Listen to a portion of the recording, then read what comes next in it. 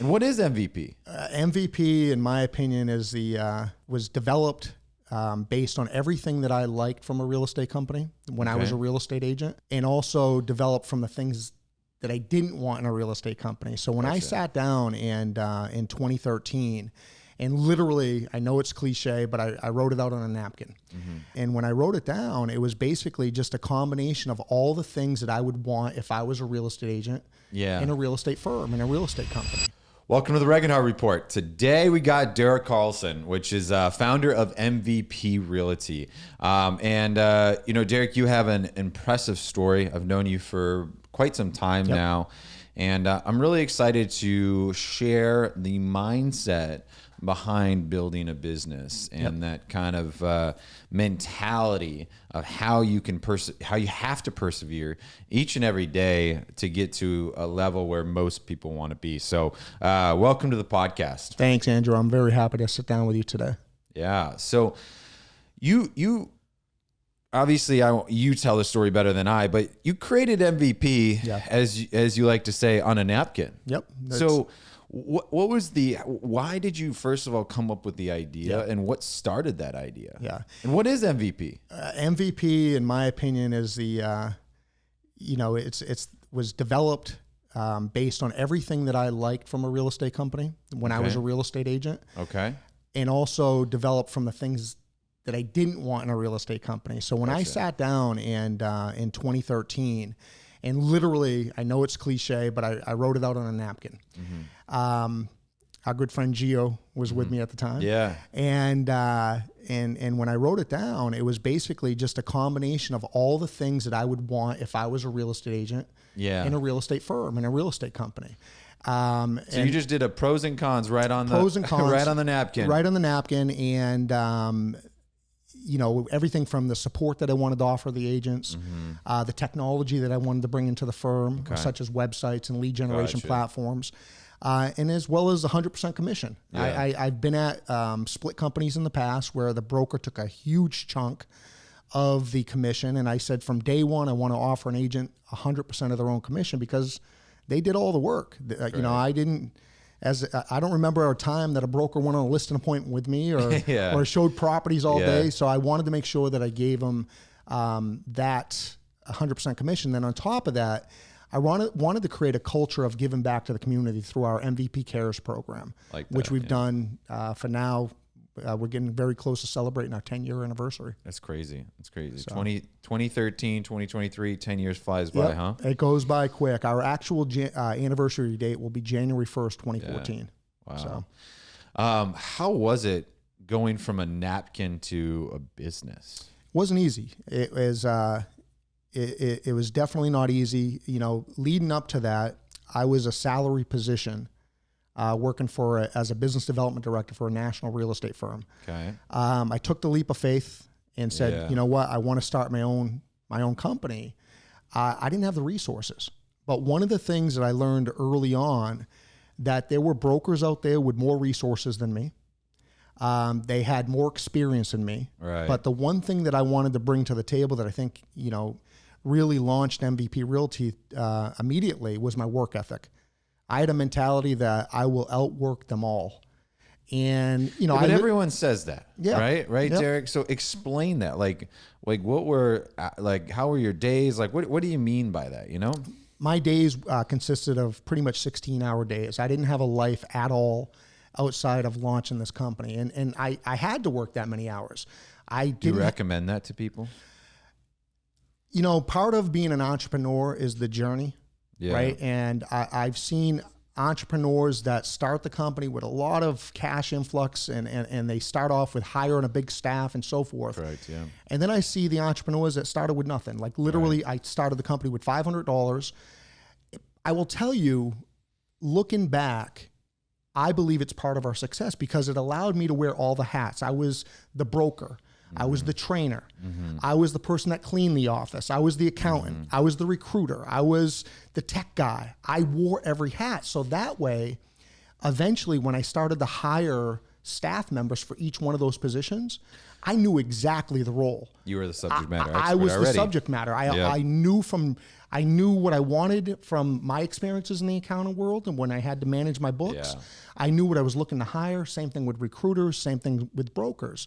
So I think it's a competitive advantage being forced to wear all those hats, which required an extreme amount of hours. Do you think there's a hybrid in between there though?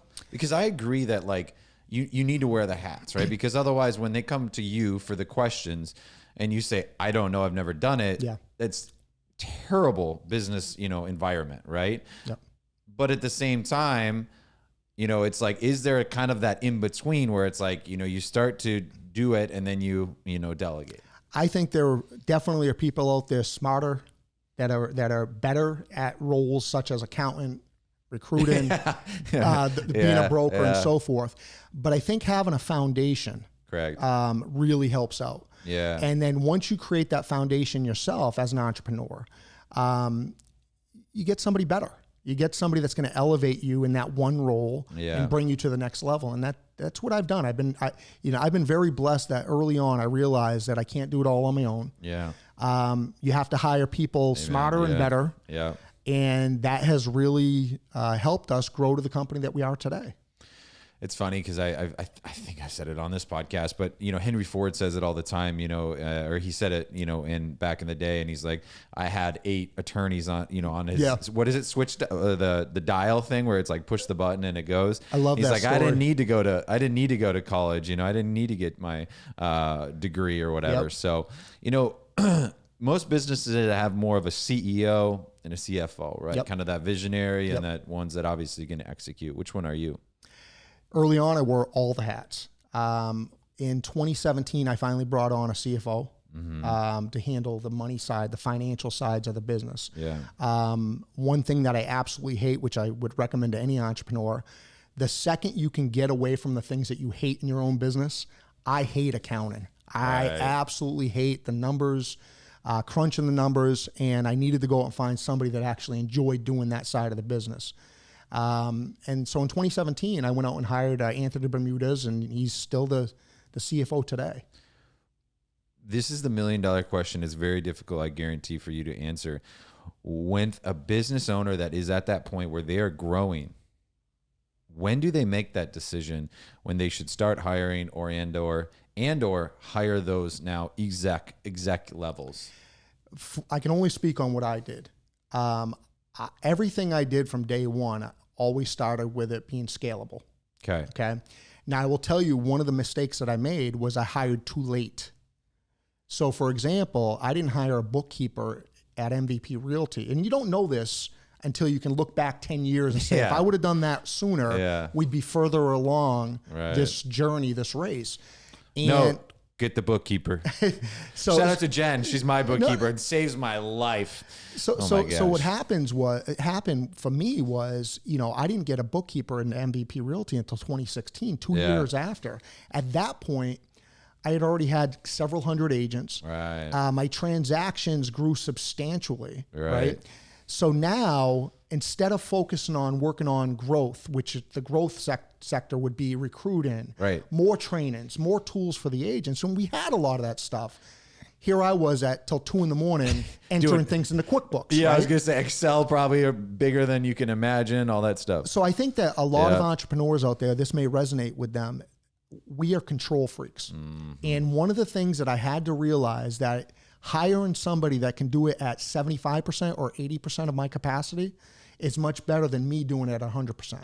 Great. But I will tell you, I only financially would invest in staff members and things like that to help alleviate the workload off of my plate when it made financial sense. You're very particular on how you operate, right? You're very particular on how you do things. Okay. One of the struggles I had when hiring too was accepting that someone else is going to do it at 75 or 80%. Yep. How do you get over that from a mindset? You have to, and I got to tell you, even though I've hired great staff over the last 10 years, it took me getting involved with a coaching program last year. Andy Frisella and Ed Milet I'm in a coaching program with them where every week they coach me up, and I will tell you, they really slapped that into my reality that I need to let go of the control if I want to grow the business. Right. And so it was more of them kind of saying, it's okay. It's okay that somebody is working at 80% capacity, because it's going to free you up to really focus on the growth and the things that you enjoy doing at the company. Yeah. And, so powerful. But it took them, a mentor, let's say, to really kick me in the butt to actually do it. It's because we don't have anyone, right? When you're an entrepreneur or you're your own boss, Yep. you have no one to tell you what to do, right? And that's kind of like a discussion we talked about, that employee mentality, right? Yep. So you're utilizing coaching almost from an accountability standpoint solely, almost, right? Like you said, it's not like I can, go down and get a mastermind group going with all the local brokers in town. Right. We're competing with each other. Right. I'm recruiting their agents. They're recruiting my agents, right? They're not going to open up their entire playbook to me. It took me going outside of the area to find entrepreneurs like Andy and Ed. I just got involved with another mastermind group. And I will tell you, the one thing I wish I would have done early on in starting MVP Realty was to connect with these mastermind groups a lot sooner. Correct. This is a new path for me, but like you said, it was more out of necessity. Right. And I mean, is Andy and Ed real estate related? No, but they're business related. It doesn't need to be real estate. It doesn't need to be real estate related. Yeah, I agree. Because they're talking about hiring staff, firing staff. They're talking about building a brand. They're talking about strategies, and that relates to pretty much any business model, whether it's or industry, whether it's real estate or selling insurance or whatever. Right.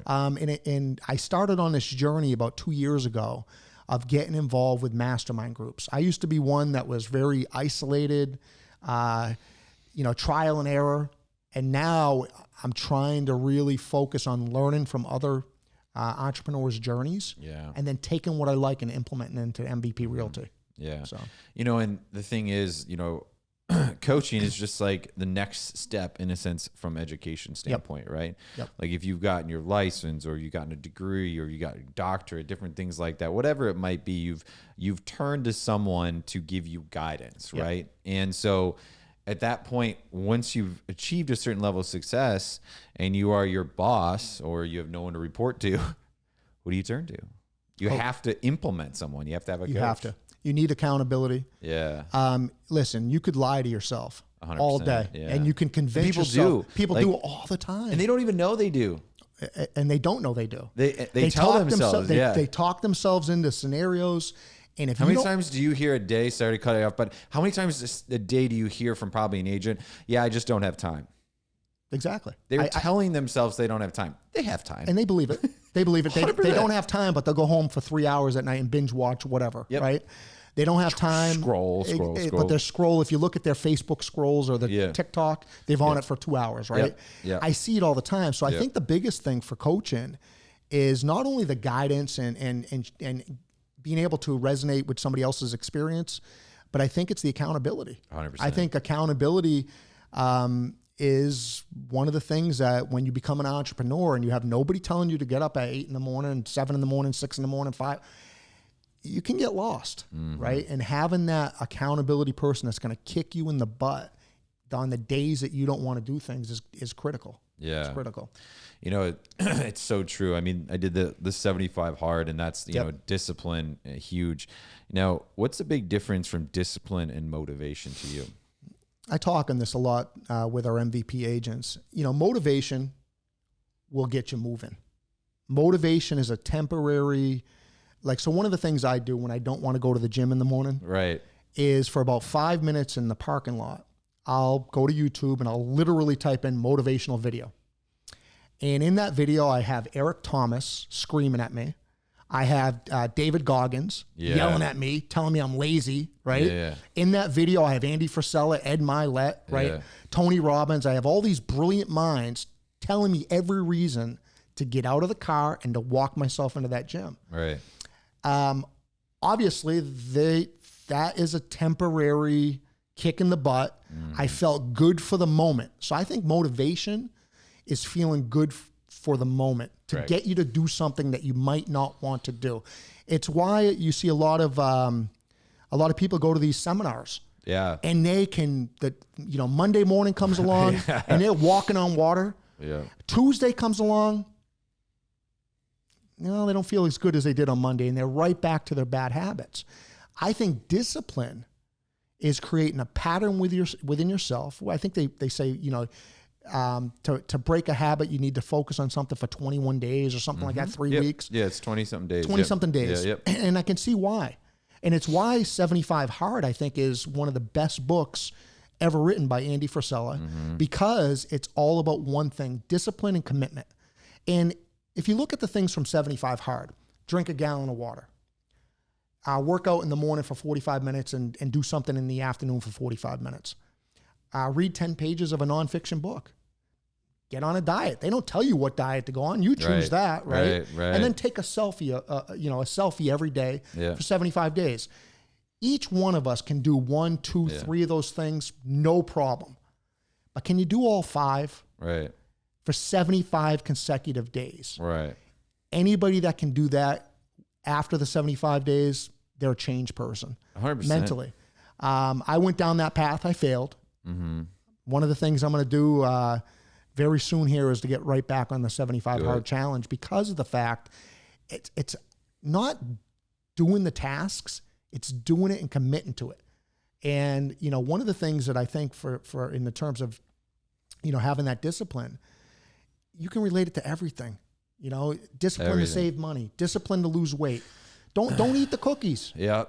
You control whether you put that cookie in your mouth or the donut.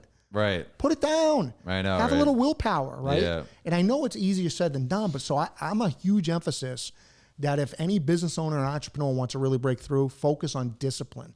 Saying you're going to do it, even if you don't want to do it, you still do. And that goes back to, is like the discipline and commitment, right? Kind of go hand in hand with what you're saying, is also to, like, when you actually say you're going to do something, now it's your word, right? And so like that goes into a successful business, right? If I tell you I'm going to do something and then I don't uphold my side of it, right? I'm now failing you from a business standpoint. Well, I didn't uphold my side because I didn't have discipline and commitment. Exactly. Right? So it's the building blocks to a successful life, business, relationship, all of it, right? All of it. It's connected to everything. And it's very difficult. Like no one, like they don't, it's not 75 easy. It's not like 30 days. It's 75 days. Like I failed. Technically I failed twice. Well, I did it a long time ago, like as like a joke, you know, I kind of was like, oh, I'm going to give it a try. And I was like, whoa, this is way harder than I thought. And then I was committed and I failed at day 30 because of the picture. Reading. It's usually the picture that gets everybody. Yeah, but it was mine was a reading. I thought I read in the morning. Yeah. I just didn't check it off, right? The biggest thing though, as I learned, was that it's not that hard. In our mind, it is so difficult. In our mind, we look at those tasks and we're like, oh my gosh. And that could be with business, that could be with anything, right? But it's not that hard. Like, okay, a gallon of water, like, it's not that hard. If you wait all day and then try to drink a gallon of water, it's hard. Good luck to you. Right? but like if you just drink a little bit each day, right? You take that extra step and you answer one more email, right? You take that extra step, you make that one more call, right? Like it doesn't matter. You just do a little bit more each day and light years you'll be ahead. Yeah, I think everybody, especially entrepreneurs, when it comes for anything, goals, tasks, they try to eat the whole pie at once. Yeah. If you can somehow figure out how to break your goals and tasks into incremental situations, and then you win that incremental situation, what happens is you're going to convince yourself, I just did that. I just won that segment of my business.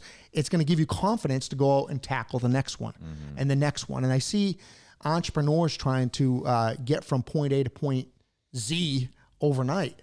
You have to do it in the incremental, because if you do it all at once, it becomes cumbersome. It becomes something that is too big of a mountain to try to overcome. Yeah. So the thing people forget, they do look at Z, and you have to get to, or you want to get to Z, and you will get to Z. Yeah. But there's the alphabet before that for a reason. Absolutely. Right? You got to go to B first, and you got to go to C, and you got to go all the way You down. have to put in the time. It's not, one of the things that if over the last 10 years, if you were to see some of the things that I've gone through, it's not the pretty polished up version that I show online. It's not the pretty, adversity is a real thing. Everything from family members getting cancer. I had 2 strokes in 2021. I had a heart attack this past June while on vacation with my family in Europe. And those are all levels of adversity that they don't give you in the how to build a company blueprint. Right. And I say this to our agents all the time. You're going to get fired from your clients. Yep. Are you going to get up the next morning? What is it going to be that gets you out of bed? Because if you Netflix and binge that day because you're boo-hooing, you're just putting yourself into a deeper hole. Right. Maybe you go into depression. Like, listen, these things that the levels of adversity that happen in life, and it's not just me, it's everybody goes through their own stuff, their own bullshit, right? At the end of the day, what are you going to do? How are you going to get yourself up? Right. And it could be motivation. It could be discipline. It doesn't finding that why. It does exactly. Yeah. It doesn't mean that the bad things can, you're going to stop them from happening. Right. And I've got this saying, I picked it up from probably David Goggins or somebody, but it's better to be prepared than have to get ready. And I think a lot of business owners, they never prepare themselves. Like, can we control these bad things from happening? No. Right. No. You can't. To an extent you can. You can work out, you can eat right, whatever. But for the most part, you can't things are still going to happen no matter what. Things are going to still happen. There's always a chance. If you can put a fortress in your mind to have that mindset that, listen, I can only control what I control. Correct. Which is getting up, working hard, following these strategies, building a brand, things like that. The other stuff, I can't stop them, but when they do happen, I'm going to be able to figure out a way to get out of that situation mentally. So I don't go into this deep dive of depression and because everything falls apart at that point. Your business, your relationships. It's not an if, it's a when, things happen, right? And that's the thing. It's how you get up every single time. And, we can watch the motivational stuff. And like you said, it will get you going a little bit, but it's that time after time, you have to just keep going and keep doing it. Yeah, do the uncomfortable. You have to do the uncomfortable. And Tim Grover, which is Michael Jordan's coach, Kobe Bryant's coach, D Wade, I got to see him speak, and he brought something that I never looked at in the past. If you look at all these successful athletes, right? Michael Jordan, Tom Brady, did they learn more from their wins or their losses? They obviously learned a heck of a lot more when they lost. When Tom Brady threw that ball, gets intercepted or whatnot, he learned from that much more than a touchdown. Yeah. Okay. And what Tim Grover, I recently discovered this, that you can't be afraid of the dark. The darkest moments in your life, most people run from. Correct. If you can put a spotlight on that and showcase those dark moments in your life, and some people do it great. They share their whole darkest secrets online, and it's therapy for them, actually. Yeah. They're not afraid of the dark, and you see those entrepreneurs thrive. So I'm going to tell everybody is like, listen, don't be afraid of the dark. Shed light on the negative things that happen to you in your life, whether it's a heart attack, a stroke, whether it's a family member that's sick.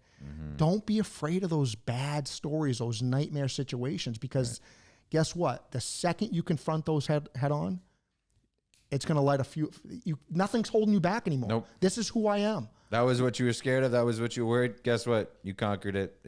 Next. Still kicking, going. Exactly. Exactly. Literally, what doesn't kill you makes you stronger. Makes you stronger. So, makes you stronger.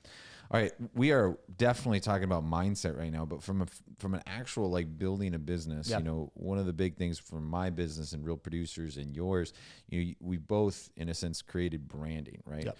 To you, Derek, what is branding? I think branding, in one word, is exposure. Okay, I think that at the end of the day, if you want to make more money, you need to find more consumers that know you and are interested in buying what you have to sell. Gotcha. And if I look at in my industry, real estate agents, the ones that have success are the ones that have the most leads coming in. They're the ones that figured out how to get their website online and expose their product, which is selling real estate, in a much bigger way than the real estate agents that struggle. And our industry, The National Association of Realtors says that 80% of all realtors will fail within 5 years. It's not because they have too much business. No. It's because they have no business. And they at the end of the day, and I've tried to implement this with our agents, is listen, if you don't have a buyer in your car, right, you're not going on a listing appointment, or you're not having any leads come into your inbox that day, technically you're unemployed. You have 365 days out of the year. Every day out of that you don't have one of those 3 things happening, you are unemployed. What are we going to do to make sure that that doesn't happen today, tomorrow, right, the next day? Because, you know, I've talked to agents, like I haven't had a lead come in 6 weeks. We gotta figure that out. Because listen, I can tell you, if I didn't have a lead coming in 6 weeks, you better believe I'm going to Publix, standing out front, passing out my business card, talking to as many people as humanly possible. Yeah. To break that cycle. I don't care what you have to do.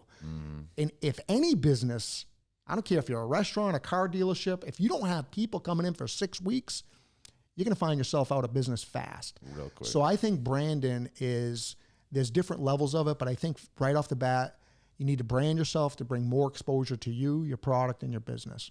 And there's many ways to do that. So what's the difference from advertising and branding? Because that's a big thing, and they're very different. Yeah. Branding, I believe, gives the consumer a glimpse at who you are, what your, a little bit of understanding about who you are, what you are in relationship to your product.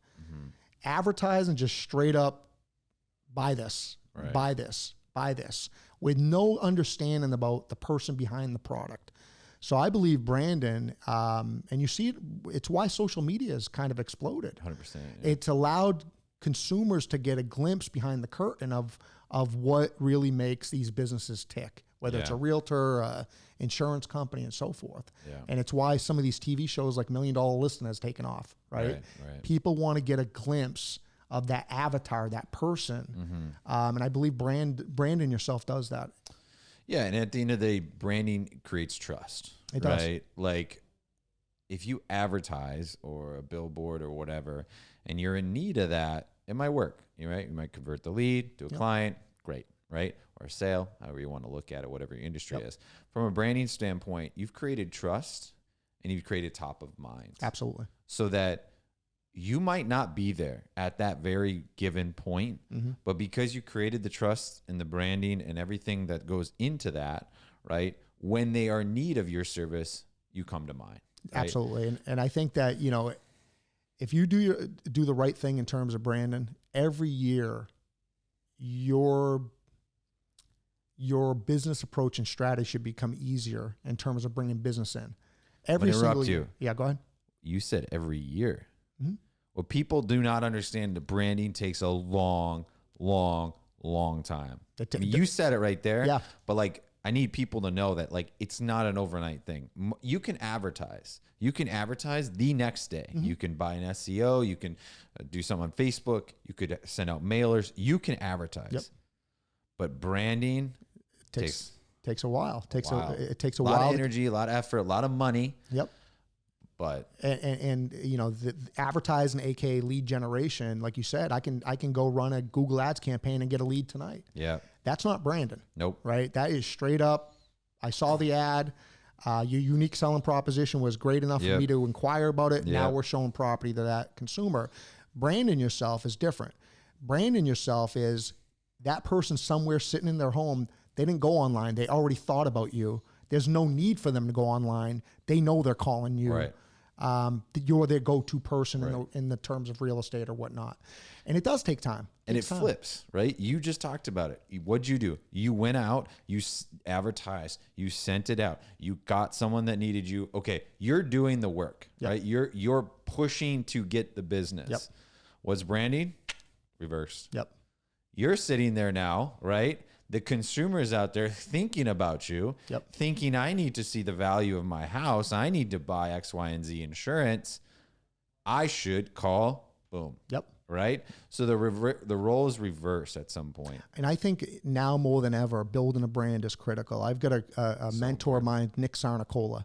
Nick was the president, founder of Visalis. And this resonated with me big time because I focused a little bit more on lead generation. The way I built MVP Realty, the way I teach my agents and so forth is lead generation, lead generation, lead generation. I always thought fastest way to get a commission check is lead generation. I didn't spend too much time over the last 10 years building a brand. Nick Sarnicola, he had a podcast recently, and he says, you know what? About 15 years ago, I was running neck and neck with Gary Vaynerchuk, Grant Cardone. And he said, every single one of them told me, Nick, you need to start building a brand. You need to start building a brand because what you're doing now, let's say it changes. If you build a brand, you can literally jump from one industry to another, and people will follow you because they believe in you. They believe in what you stand for. He says, and this hit me so square in the face. Nick said, I didn't build a brand. Those guys did. Yep. And look where they are today. So Nick has been on a journey for the last year trying to get up to hyperspeed with TikToks and podcasts and all these things to really get his brand out there where he knows and he wishes he would have focused on it 10 years ago. Same thing with me. You know, MVP. It's so, and not to interrupt, but it's so critical. Personal brand is the way of, you know, value in the future. You know, it's like, look at any of this, like anything that has a name behind it. I'll use like, let's say, what was that? The Rock, right? Tequila. Did we ever guess that he was going to endorse a tequila? But when he did, because people like him, they just like him and trust him. Instant credibility. People went and bought it, and what, he sold like 30 million of like the tequila. Conor McGregor, 600 million he sold his tequila company for. The guys from Breaking Bad. Now Mark Wahlberg is doing tequila. I mean, they're all doing some sort of fashion. It's because they built the brand. So for look at Gary V and NFTs. All of it. Overnight, he made what, 200 million? Yeah. Or something like that. When he launched it, finally, he built it up, dropped, sold it, boom. Because of the brand. Because of the brand. Now it takes time. In Gary V's case, 8, 10, 12 years, right? He was doing advertising before that. And so for me, when I'm going on this journey with MVP for the next 10 years, one of the things I'm going to focus on is the brand. Because if I go into a speaking gig or a training seminar in Orlando, if I go right now and say, hey, everybody, all the Orlando agents, would you like to come to a training seminar? I'm going to teach you how to learn Google Ads. Right. And some agents will show up.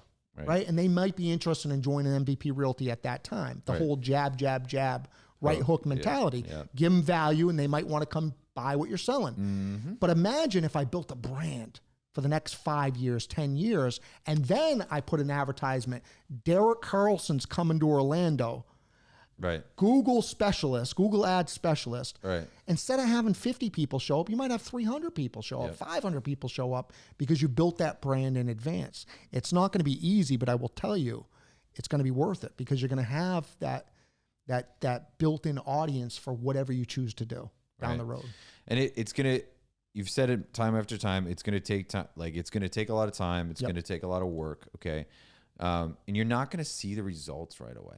And I think people need to realize that, like, this is something that you'll feel like you're grinding the gears, you're spinning in mud, whatever you want to, whatever analogy.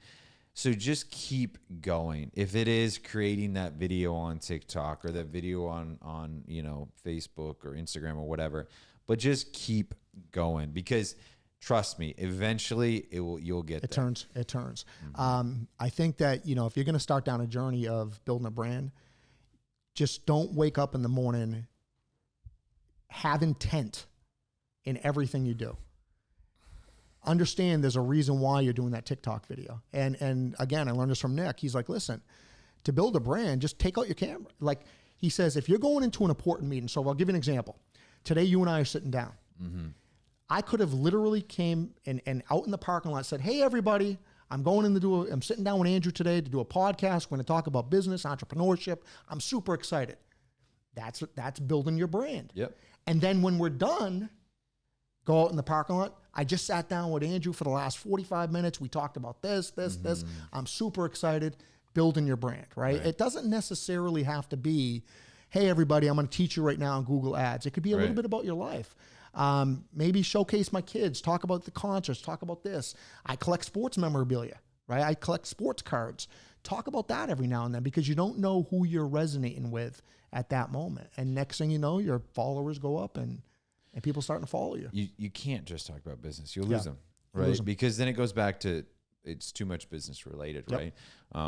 Realtor the other day was like, I started creating content and, it's been helping me. And she's like, I created a random video that I was not going to do, but it was about my church. And, it was just, we were doing something, we were giving back, and I just thought it was cool. So just wanted to shed some light there. And I did it. And someone literally DM'd me and said, hey, I'm in need of selling my house. And it was $1 million plus house. I was like, I'd like to use you just because you're transparent and all. You don't just stuff real estate down down my throat, And so it just goes back to, is like, we understand what you do. Okay.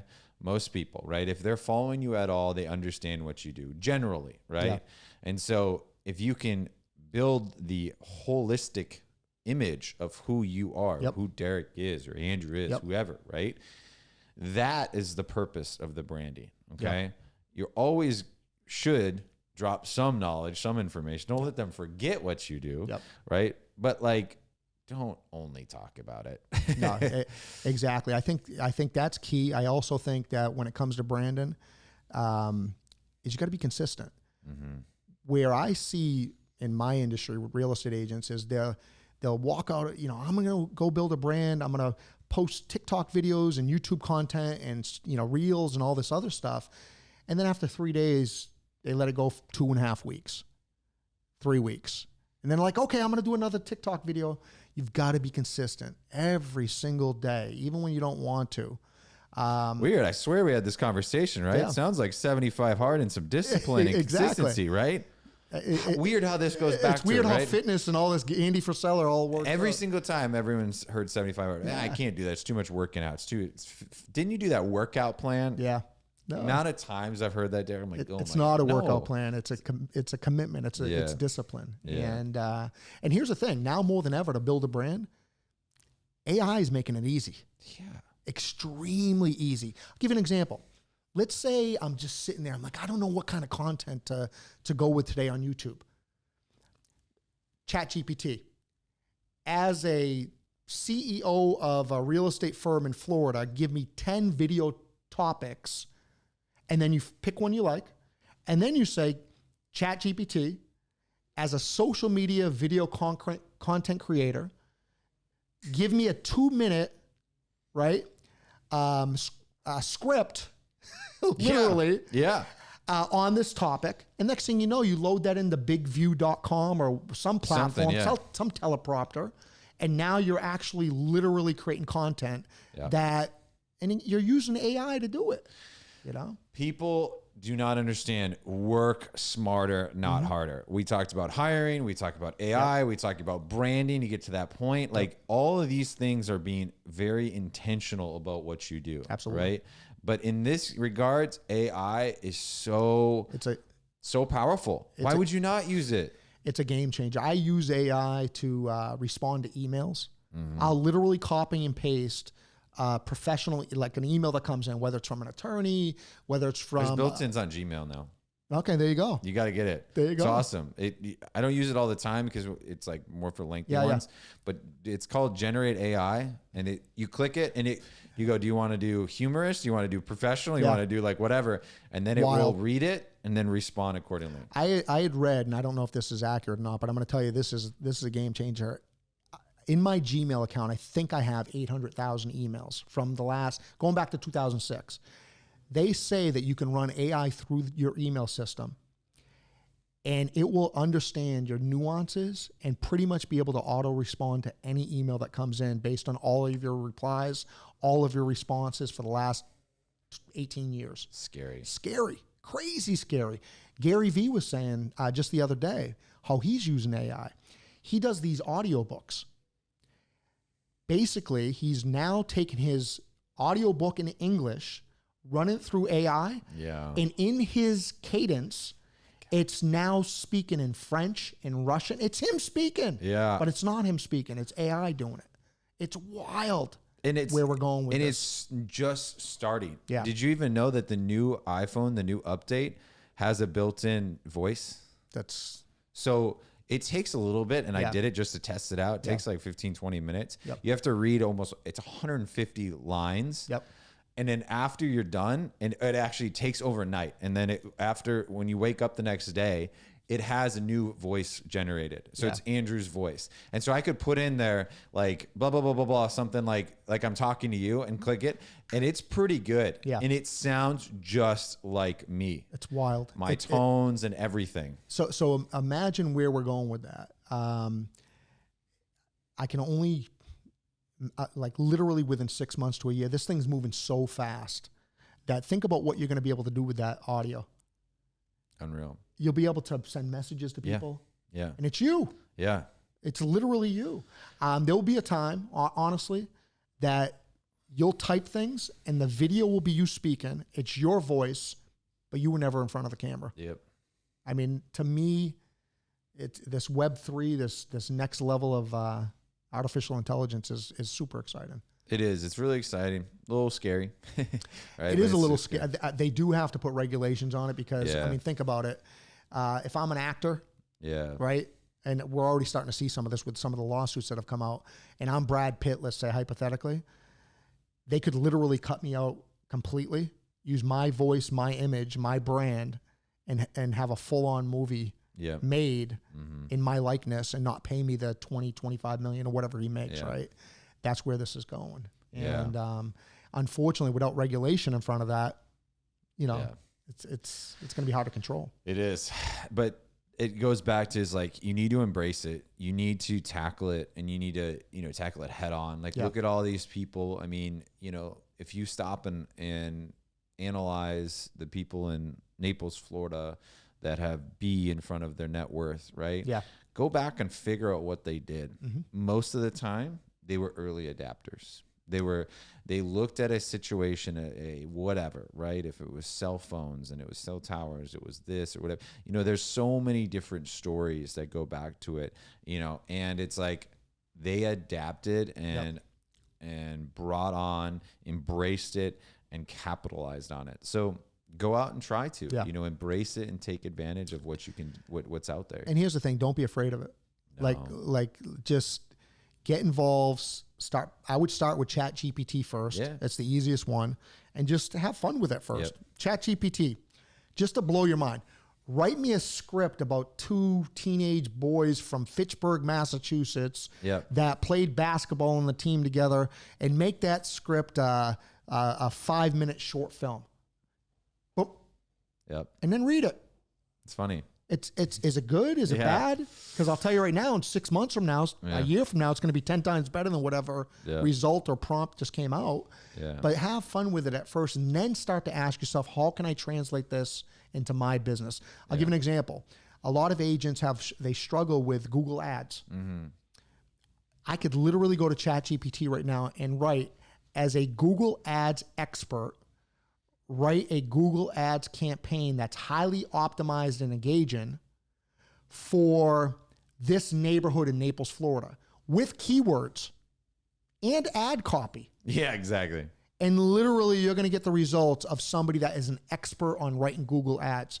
And then what you do is you go to Google Ads, copy, paste. Right. And next thing you know, you're running a highly effective Google Ads campaign or YouTube campaign or whatever, Facebook ads campaign. Whatever it is, So use it as a tool to really get what you want in your industry and your business. And just, it allows you to take that next step forward. Like, when Talk to Text came out, right? A lot of people didn't want to adapt to it. Like, I use it all the time. The amount of time saving it helps me, right? So if you look at that little new feature, okay, let's look at ChatGPT and AI and all these other things. It's just going to help, So, and that's what it is. It's a tool. It's a virtual assistant, let's say. It's literally helping you in your day-to-day operations of your business. Amazing. So, Derek, it's been an absolute pleasure having you on. Thank you, Andrew. We've been chatting a lot about, mindset. We talked about, obviously how to implement that mindset, how to take advantage of, let's say, resources or tools or that mindset and actually take action. I hope some people really got value. I learned a lot today too, being here. So I appreciate you coming on here and sharing your wisdom to the audience, and hope you had fun. I did. I had a blast. And, this is something that I'm passionate about. I love helping other entrepreneurs break through. When I had nothing, and literally, I wish there was podcasts like this out there that just give me a little bit of guidance, because, we all have like you said, what's different? Most of us have a strong work ethic that want to be entrepreneurs, right? Yeah. But sometimes it's the strategies, it's the little things, it's the nuances that really can help your audience propel and, from point A to point Z, as we talked about earlier. So hopefully they get that little nugget, right? It doesn't take much. It takes that little nugget, gets them to the next step. Yep. A little nugget here, a little nugget maybe from this podcast, different things like that. And overall, they got a lot of nuggets. And that's the name of the game. Collect golden nuggets. Collect the golden nuggets. So, all right, Derek, appreciate your time. Thank you, Andrew. If anyone has any questions, obviously all your contact information will be below. And they can follow you and reach out to you. So thank you so much. Thanks, Andrew. Have a good one.